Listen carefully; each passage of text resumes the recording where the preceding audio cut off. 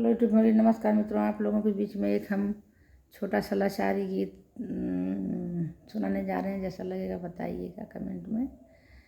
कि कौने ही माँ से तुलसी का पेड़वा हरियर भइल ए नाना दी, अरे हरियर भइल ए नाना दी, अरे कौने ही माँ से पियवा बेदर्दी नौकरिया कैल ए नाना दी, नौकरिया कैल ए नाना दी। सावन मास तुलसी का पेड़वा हरियर भइल ए नाना दी, अरे हरियर भइल ए नाना दी, अरे फागुन मास पियवा बेदर्दी नौकरिया कैल ए नाना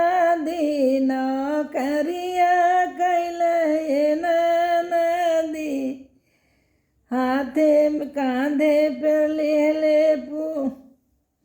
माथे पर धैले पुलिस की टोपिया, कांधे बंदूकिया ए नाना दी, अरे कांधे बंदूकिया ए नाना दी, अरे निहुरी निहुरी पिया गोलिया चलावे करे जवा धड़कइए नाना दी, करे जवा धड़कइए नाना दी।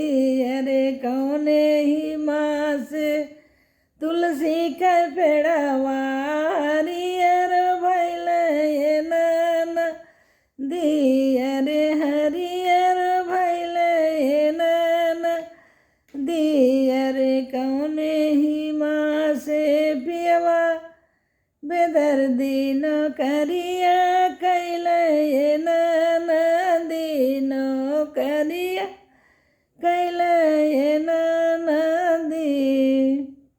नमस्कार मित्रों, मेरा गाना कैसा लगा कमेंट में बताइए। मिलते हैं अगली वीडियो में। Bye by.